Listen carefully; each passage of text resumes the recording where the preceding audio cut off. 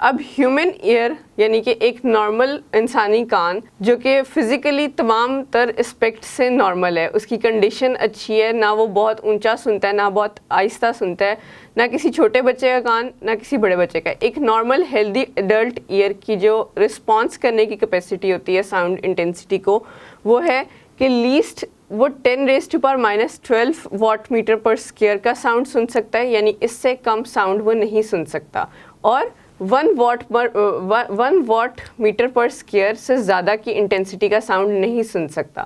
یعنی کہ تمام ایسے ساؤنڈ جو کہ ان دو انٹینسٹیز کے درمیان میں لائی کرتے ہیں وہ ایک نارمل ہیلدی ہیومن ایئر سن سکتا ہے, اس سے زیادہ یا اس سے کم کے ساؤنڈز نہیں سن سکتا.